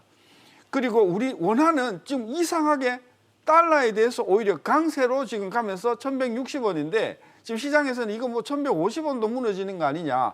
그래서 지금 지난 6개월 놓고 보면 일본 엔화가 굉장히 약세고요. 달러에 네. 대해서. 그리고 달러는 또 한국 통화에 대해서 이게 약세다 보니까 한국은 일본에 대해서 이중적으로 이게 지금 강세가 되면서 이게 한국 수출에 굉장히 큰 영향을 내년에 미칠 것 같아요. 수출 말고요. 체감 경기는 어떻다고 보세요? 정말 서민들이 느끼는 체감 경기, 기업이나 서민들이 느끼는 체감 경기 어느 정도 악화된 상태라고 보세요? 지금 체감 경기와 관련해서 이제 한국은행에서 경제 심리 지수, 그다음에 소비자 심리 지수, 그래서 심리 지수를 조사를 한 게 있습니다. 그래서 네. 심리 지수가 사실은 그동안 경제 성장률 둔화에서 굉장히 악화됐다가 최근 들어서 소비 심리 지수가 약간 지금 올라가는 그런 추세로 바뀌고 있습니다. 경제 심리 지수도 약간 좀 올라가는 추세로 바뀌고 있어. 그래서 지금 심리 지수와 관련해서는 뭔가 일반 국민들 같은 경우에 있어서 경제가 지금 계속 하강 국면으로 가다가 네. 좀 반등하지 않겠느냐라는 좀 기대가 좀 형성되고 있다라고 생각을 하고요. 완만한 반등 예. 말씀하시는 그래서 거죠? 2020년 상반기 중에 바닥을 치고 경기가 좀 올라가지 않을까라고 경제 전문가들도 그렇게 관측하는 사람들이 많고요. 일반 국민들도 소비 심리 지수가 조금 살아나고 있는 그런 기미를 보이고 있다. 이렇게 말씀드릴 수가 있습니다. 지금 그 신세동 교수님께서 지금 미국 경제 말씀하셨는데 저도 거의 동의합니다. 지금 많은 사람들이 지금 별로 주목하지 않고 있는 부분이 있는데 미국이 지금 완전 고용을 달성하고 있고 굉장히 그 경제가 좋다라고 얘기하고 있는데 네. 미국의 재정 수지 적자가 무려 GDP 대비 마이너스 6.4%입니다. 이건 지금 어마어마한 그 적자를 지금 감수하고 있는 거예요. 그러니까 트럼프 대통령이 대선에서 유리한 그런 상황을 만들기 위해서 경제를 좋게 만들어야 되니까 감세 정책 쓰고 그리고 SOC 투자 늘리고 해서 지금 재정 적자가 무려 GDP 대비 6.4%라고 하는 것은 정말 선진국의 어떤 다른 나라보다도 엄청난 재정 적자를 지금 하는 거거든요. 네. 그러니까 시장의 그 냉정한 그 분석가들이 봤을 때 저게 2, 3년은 저렇게 할 수 있지만은 그 2021년, 22년 계속 저렇게 갈 수는 없을 거 아니냐. 그러니까 결국은 재정 적자를 지금 과감하게 해서 저렇게 하고 있지만 나중에 저게 지속될 수 없을 거고 그렇다면 미국 경제가 조금 나빠지지 않을까라는 전망들을 지금 시장에서 하고 있는 거고요. 저도 지금 미국 경제가 6.4% 재정 적자 지금 계속할 수는 없다라고 보고 있거든요. 그래서 네. 미국 경제에 굉장히 불안 요인이다라는 점을 말씀드리고 싶습니다. 저도 여기 이제 이 프로그램 오기 전에 경제연구소에서 나온 보고서를 몇 편 읽고 왔는데요. 네. 일단 우리나라 경기는 금년 상반기에 바닥을 쳤다라고 보더라고요. 그리고 말씀하신 대로 소비 심리가 조금씩 회복이 되고 있는데, 근데 문제는 이게 강한 반등이 아니라는 겁니다. 그래서 내년에 아까 말씀드린 무역 교역 조건이 조금 좋아지는 미중 무역 타결이라든지 반도체 우리 기대대로 회복이 되고, 또 정부가 내년도에 뭐 올해보다 9% 이상 늘어난 강력한 확장적 재정 정책을 펼칩니다. 그리고 네. 그걸 상반기 중으로 62% 거의 3분의 1을 쓰겠다고 하니까, 그래서 어떻게 보면 지금 소비 심리가 조금 좋아지고 내년 상반기에 일시 회복되는 듯한 그런 느낌을 가질 수 있는데, 근데 또 길게 보면 아까 두 분 말씀하신 대로 미국 경기라든지 세계 경기가 그렇게 좋아 보일 것도 없고, 우리나라 경기도 근본적으로 뭐 개선될 여지가 별로 없기 때문에 우리가 흔히 말하는 이른바 더블 딥, 이 경기가 위기 상황에서 빠졌다가 조금 회복되다가 다시 안 좋아지는 이 W자형을 그리는 그런 식으로 갈 거다라고 예측하는 학자들도 꽤 있더라고요. 그래서 네. 저도 이게 정말 걱정되는 것이, 우리가 위기다 뭐 이럴 정도는 아닐지 몰라도 일본식의 장기 침체 국면에 들어가고, 그리고 회복된다 하더라도 그 회복세가 굉장히 미약한, 그리고 다시 또 침체 국면으로 빠지는, 결국 성장률이 2% 밑으로 이런 추세가 계속되는 것이 오지 않을까. 그래서 뭔가 혁신적인, 우리가 뼈를 깎는 어떤 혁신적인 이런 조치들이 취해지지 않으면은 장기 침체로 갈 가능성도 꽤 높은 거 아닌가, 그런 우려를 좀 하고 있습니다. 자, 이제 맺어야 될 시간이 돼서요. 시청자분께서 이런 의견을 주셨네요. 방송에서 하는 토론들이 정책에 반영되나요? 라고 질문을 주셨네요. 반영되길 바라고 믿고 있습니다. 그래서 마지막 질문 이렇게 드려야 될 것 같아요. 그래서 어떻게 해야죠? 라는 질문을 마지막 드려야 될 것 같습니다. 정책에 반영되길 바라는 마음을 갖고요. 신세정 교수님부터 말씀 부탁드립니다. 그 정부가 너무 많은 것을 하려고 하지 마라. 그리고 정부가 할 수 없는 게 굉장히 많다. 그런 관점에서 그야말로 우리가 흔히 이야기하는 대로 선택과 집중. 그럼 어디다 선택 집중하냐? 저는 제조업 투자. 이게 여기에 집중을 하고, 그리고 이제 경제에서 이렇게 뒤처지는 분들을 위한 최저한의 어떤 그런 소득이나 어떤 국민 생활을 할 수 있는 기본 어떤 그런 계속해서 우리가 해야 된다. 그런 관점에서 그건 그대로 하고, 뭐 포용성이라고 해도 좋아. 그건 하고, 지금 선택과 집중을 제조업 투자 활성화 이쪽에 저는 총력 집중해서 매진해 주면 좋겠다. 그런 부분 좀 아쉽다는 생각을 하는 거죠. 정부가 스스로 슈퍼맨이 아니라는 거를 그럼요. 자각하는 게 첫 단계. 첫 단계죠. 네, 주 교수님 말씀. 예, 저는 부동산 정책이 굉장히 중요하다고 생각을 합니다. 지금 부동산 가격이 심상치 않은데, 지금 최근에 그 부동산 가격 상승을 하면 그 부의 효과, 자산 증가 효과에 의해서 소비가 증가될 것이라고 이렇게 생각하는데, 실제로 몇 달 전에 한국은행의 분석에 의하면 부동산 가격 상승이 오히려 소비를 감소시키는 그런 그 부정적 영향을 미친다는 그런 분석이 나왔고요. 무엇보다도 지금 정부가 김연학 교수님이 강조했듯이 더블 딥 가능성이 있기 때문에 통화 정책이 여력을 갖고 있어야 됩니다. 그런데 지금 한국은행이 금리를 인하시키려면은 금리 인하가 부동산에 미치는 부정적 영향이 있기 때문에 함부로 금리 인하를 할 수가 없어요. 그렇기 때문에 부동산과 관련해서 정부가 강력한 대책을 써서 가격 안정화를 가져오지 않으면 한국은행이 금리 인하라고 하는 완화적 통화 정책 선택을 하기가 어렵다. 그래서 네. 통화 정책의 여력을 확보하기 위해서도 저는 반드시 부동산 정책과 관련해서 문재인 정부가 책임 있게 정책을 수행해야 된다라고 말씀드리고 싶습니다. 네, 교수님. 경기가 살려면 투자가 살아나야 됩니다. 계속 지난 2년 동안 투자가 줄고 있습니다. 그리고 이제 정부 부분에서 물론 투자를 늘리겠지만 정부 부분에 할 수 있는 투자는 한계가 있습니다. 예산으로 한 투자는. 결국 민간 부분이 투자를 하게 해야 되는데, 민간 부분이 왜 투자를 안 하는지 정부는 겸허하게 현장을 쫓아서 기업가들 이야기를 듣고 투자할 수 있는 여건을 좀 만들어 주시기 바랍니다. 네. 항상 이런 경제 전망에 관한 토론을 할 때마다 느끼는 거는 참 정답이 없는 숙제를 하는 것 같은 느낌을 항상 받게 되거든요. 그렇다고 손 놓고 있을 수는 없죠. 또 답을 찾아가는 과정이 있다고 믿고 계속해서 저희는 여러분들과 함께 공감하면서 토론을 해야 될 것 같습니다. 자, 오늘 세 분과 토론 나눠봤습니다. 신세동 교수님, 그리고 김연학 교수님, 그리고 조영철 연구원님과 세 분 토론 나눠봤습니다. 오늘 말씀 감사합니다. 네, 수고하셨습니다.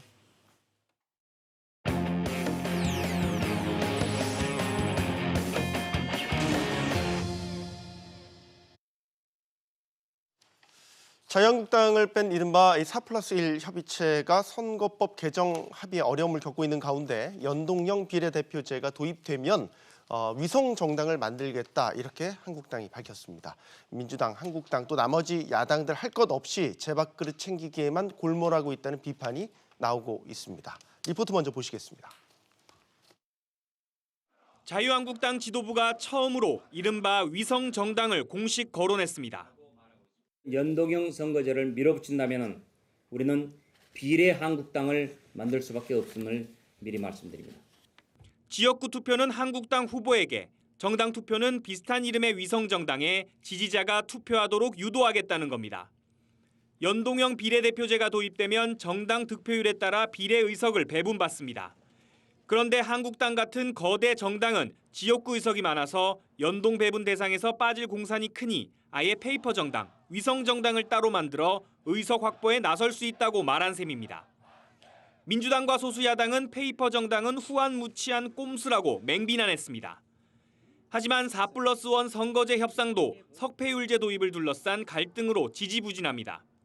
3+1 대표의 제안을 더불어민주당이 수용하지 않은 것에 대해 깊은 유감을 표합니다. 조금이라도 있을 수 있는 반개혁의 여지를 없애야 하기 때문입니다. 한국당을 뺀 4+1 협의체는 오늘도 선거법 개정을 위한 협상을 계속해 나갈 계획이고 한국당은 오늘도 장외 투쟁을 이어갈 방침입니다. 네, 세상 돌아가는 소식 이슈 따라잡기 시작해 보겠습니다. 최순애 시사평론가 나오셨습니다. 안녕하십니까? 네, 안녕하세요. 자, 앞서 리포트 보셨지만 4+1 협의체에서 선거법 협상이 석패율제를 두고 이견차가 지금 좁혀지지 않고 있습니다. 합의 처리가 계속해서 미뤄지자 민주당이 공수처 설치 등 검찰 개혁을 선처리하자라는 제안을 다시 했죠. 야사당의 반발이 큰 것 같습니다. 어떻게 보십니까? 일단 4+1에서 민주당을 뺀 다른 야당들은 지금 이 상황에서 선거법이 합의가 되지도 않았고 특히 이제 본인들이 요구한 그 석패율제에 대해서 민주당이 또 받아들이지 않겠다고 하는 마당에 또 이제 그거를 뒤로 미루고 공수처를 먼저 처리하자고 얘기하는 거는 그쪽 입장에서 보면 말이 안 되는 거죠.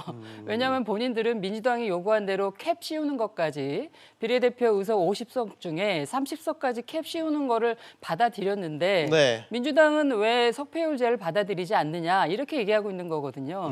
특히 이제 석패율제를 강하게 주장하는 것이 손학규 대표랑 정동영 대표예요. 그리고 민주당도 과거에 사실은 석패율제를 주장한 바가 있고 뭐 그렇게 보면 사실 우리 정치권에서 석패율제라는 거는 그 지역 정치, 그러니까 예를 들면 호남 중심 내지는 영남 중심의 이런 패권 지역 정치를 청산하기 위해서 그전부터 어쨌든 개혁 과제로 대두는 됐었는데 지금 이 현재 그 연동형 비례대표제 하에서는 이 석패율제가 그렇게 많은 투영이 안 되거든요. 그래서 지금 민주당 입장에서는 되게 이제 고민스러운 거죠. 왜냐하면 처음에는 225석 플러스 75석일 때는 비례대표 의석이 많으니까 사실 석패율제를 적용을 해도 돼요. 이것을 전국을 6개의 권역으로 나눠가지고 2석씩 준다 이렇게 얘기가 됐던 모양인데 이게 이제 비례대표가 75석에서 50석으로 줄잖아요. 그러니까 비례의 총 의석이 주니까 민주당 입장에서는 기본적으로 이제 지역으로 먹는 의석이 많고 그러다 보니 이제 비례도 주는 마당에 또 거기서 12석을 석패율제로 이제 다른 군소정당에 주자고 하니까 이제 민주당 입장에서는 비례대표 의석을 가져갈 게 적은 거 아니에요. 그러니까 이제 석패율제를 반대하는 거고 석패율제 때문에 지금 이제 4+1이 합의가 안 되는데 여기서 이제 석패율제 문제를 해결하려면 뭐 대안은 이 전국 권역을 6개로 나누지 않고 전국으로 해서 한 뭐 2~3석 준다든지 뭐 이런 정도의 합의밖에는 지금 대안이 대두되지 않거든요. 석패율제를 아예 받아들이지 않으면 이제 3+1 다른 야당들이 반대할 것이고 그러니까 민주당 입장에서는 되게 이제 고민스러운 거죠.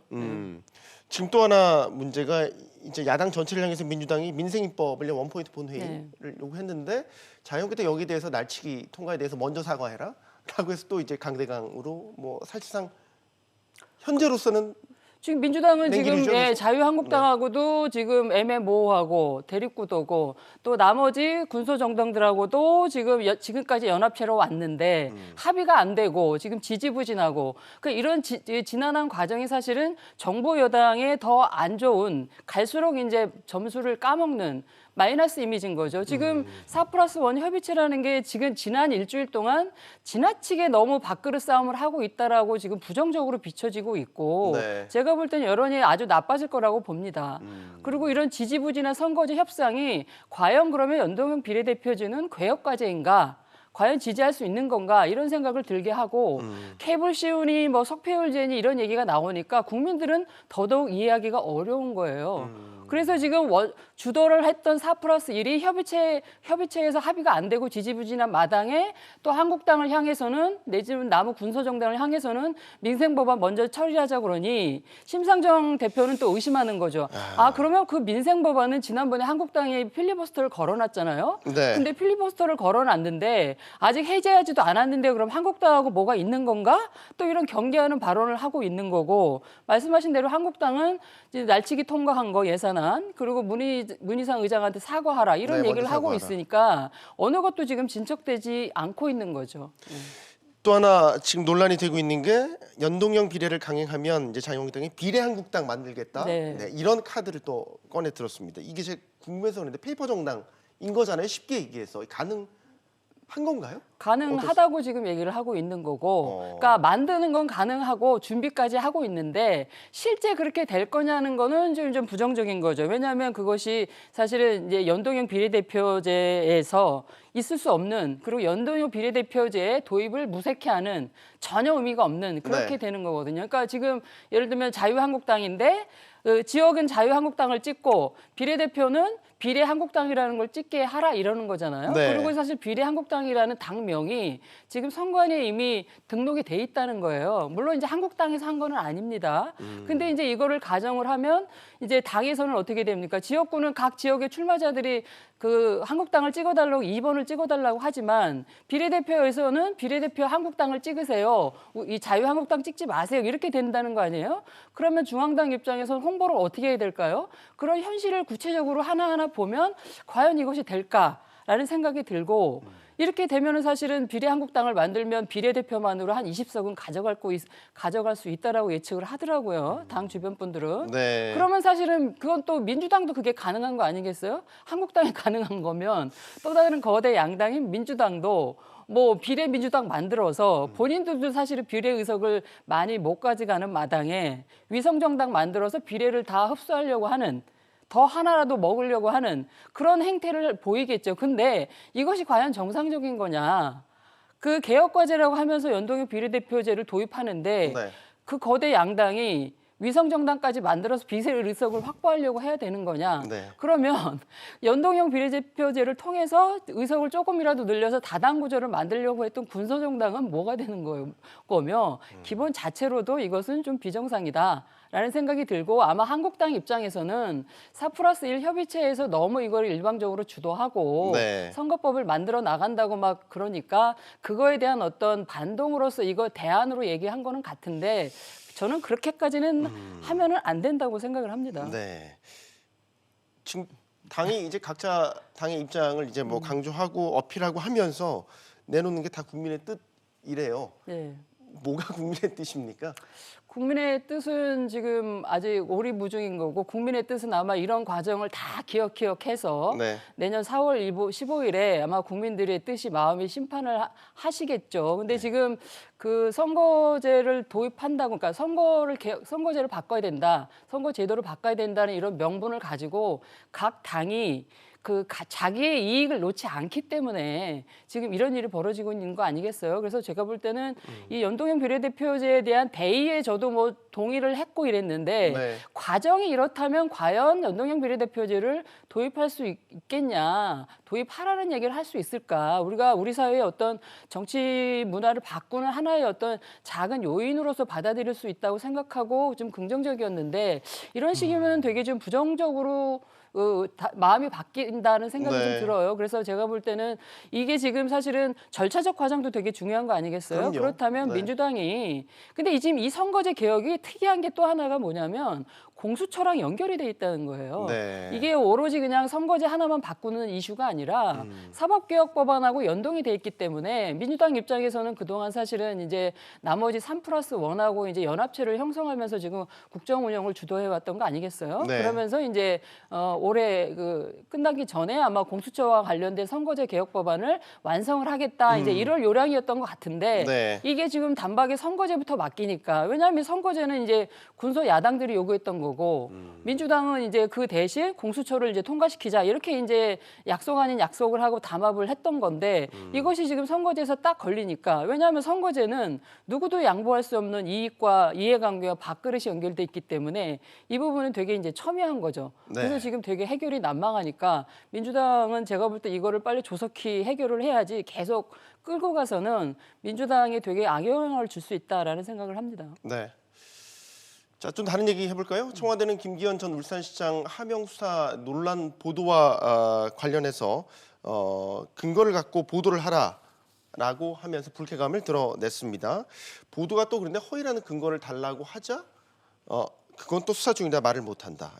다소 좀 애매모호한 입장을 내비쳤습니다. 논란만 더 키우는 그런 상황 아닌가 싶어요. 이 부분은 어떻게 보십니까? 그 지금 이 청와대 하명 수사에서 시작한 것이 네. 지금 선거 개입 의혹까지도 확산되고 있잖아요. 그렇죠. 그리고 지금 속속 정황들이 이제 새로운 정황들이 발표되고 있어요. 이와 관련해서 여권 관계자님과 자리를 논의한 적은 있다. 뭐 이런 식의 좀 애매한 해명. 예.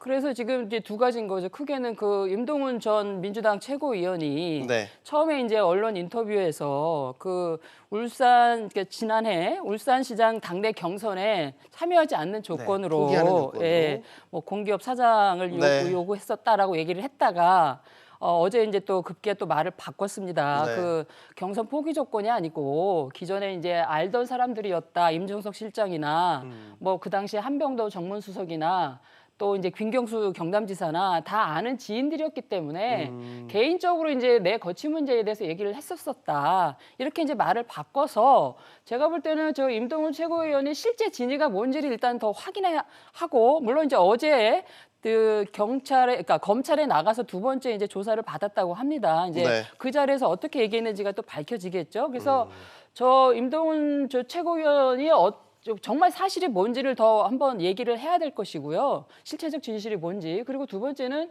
이렇게 또 확산된 데에 대해서는 또 결정적인 단서가 하나 있었잖아요. 송병기 그러니까 현재 울산시장 송병기 경제부시장의 그 업무 수첩. 거기에 보면은 상당히 디테일한 어떤 내용들이 언급이 돼 있잖아요. 네. 지금 보도되는 거에 의하면 각 언론사에서 지금 다 보도가 속속 되고 있어서 그거를 쫙 맞춰 보면은 지금 임동훈 전 최고위원의 얘기하고 맞아떨어져요. 2017년 10월 13일 정확히 그 업무수첩에 이런 게 명기됐다고 하잖아요. 2017년 10월 13일에 그 비서실장 언급을 하면서 비서실장 말씀인가 비서실장 오단가 뭐 이렇게 언급을 하면서 그 VIP가 직접 출마 요청하기는 좀 그러니까 비서실장이 대신 출마 요청을 좀 했다라는 식의 언급이 있다는 거죠. 그리고 이렇게 이 얘기를 이제 맞춰 보면 어떻게 되냐면 사실은 이제 대통령하고 송철호 지금 현재 울산시장하고는 오래된 친분 관계, 30년 이상의 친분 관계가 있으니 네. 보건대는 이제 울산 광역시장 단체 참여를 이제 요청을 간접적으로 했다라고 얘기가 되는 거고 그거를 청와대하고 그 울산시청 그리고 송병기 현재 부시장 등의 어떤 울산 관계자들이 나서서 정지 작업을 하고 당선에 도움을 줬다라고 얘기할 수 있는 지금 정황들이 솔솔 밝혀지고 있는 거거든요. 네. 그러니까 이제 이 부분은 하명 수사는 오히려 지금 뭐 뒤로 가고 물론 이제 하명 수사가 이 전제가 됐기 때문에 된 거겠죠. 그렇죠. 네. 선후로 따지면 사실 선거 개입 의도가 먼저 됐다라고 보고 이제 하명 수사까지 진행되고 거기서 송병기 경제부시장이 또 참여를 하고 거기에 메모됐던 것이 과연 송병기 경제부시장이 어느 회의에 참여해서 그거를 메모한 건지 들은 얘기인지 본인이 주도한 건지 물론 그것까지는 밝혀지진 않았지만 어쨌든 그 메모에 의하면 심각하게 선거에 개입했다라는 의혹을 하지 않을 수 없는 상황인 거예요. 네. 자, 이것도 전국 판단하는 데서 주요 변수가 될 것으로 보이죠. 다음 이슈로 넘어가 보겠습니다. 자, 요즘 정경심 교수 재판에서 검찰과 법원 간의 갈등이 심화되고 있는 그런 모양새입니다. 그러니까 검사들이 재판관과 이 갈등을 싸우는 이런 모양새가 비춰지면서 논란이 되고 있죠. 마치 지금 검찰의 불만은 이겁니다. 재판부가 중립적이지 않고 마치 정 교수 측을 대변하는 모양새다. 이런 비판을 지속적으로 제기를 하고 있어서 논란이 되고 있어요. 어떻게 보십니까? 그러니까 어제 그 표창장 위조건으로 4차 공판 준비기일이 있었다는 거잖아요. 그러니까 네.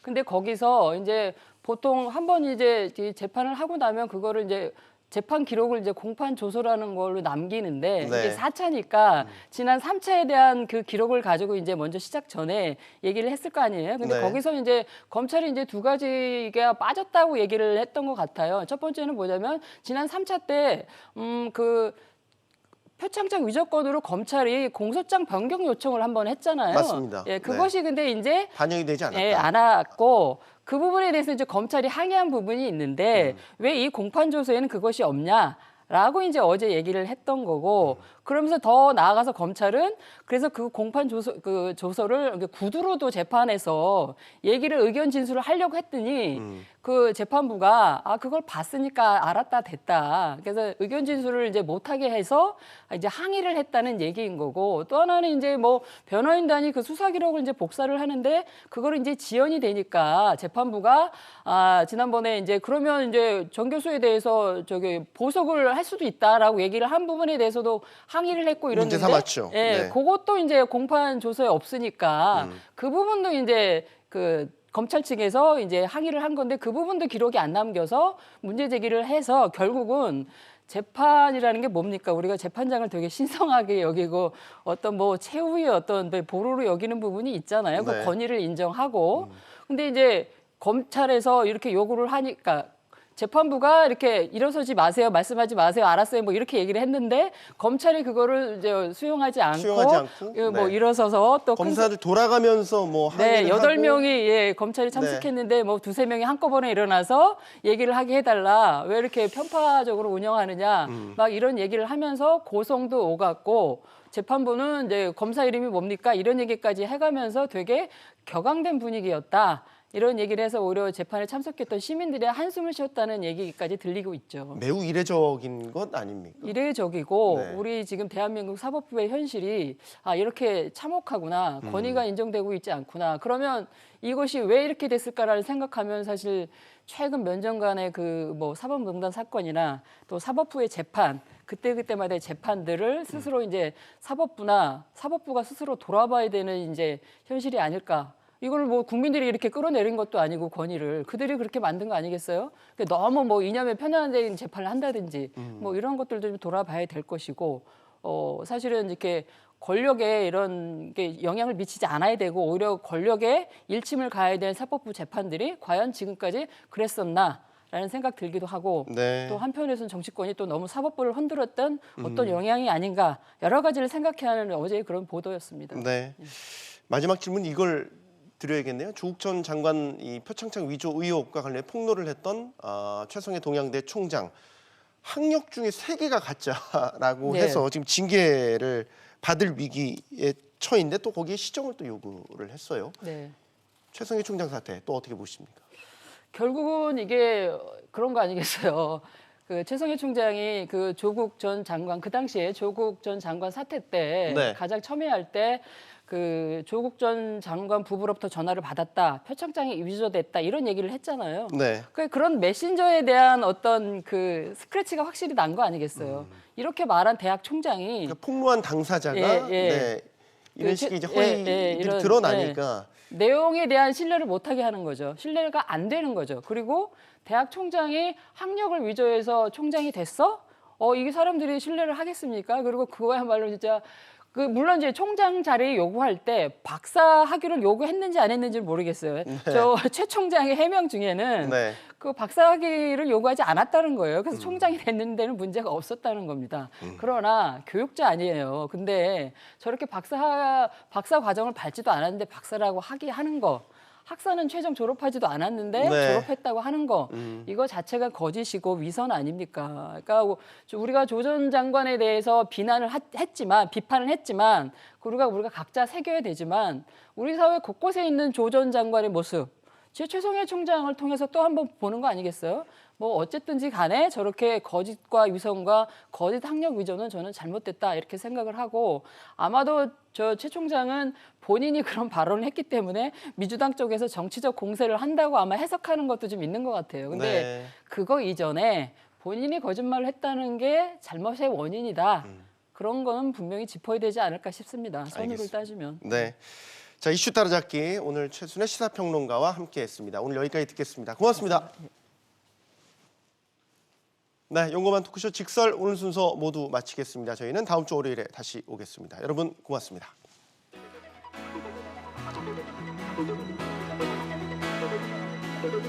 Thank you.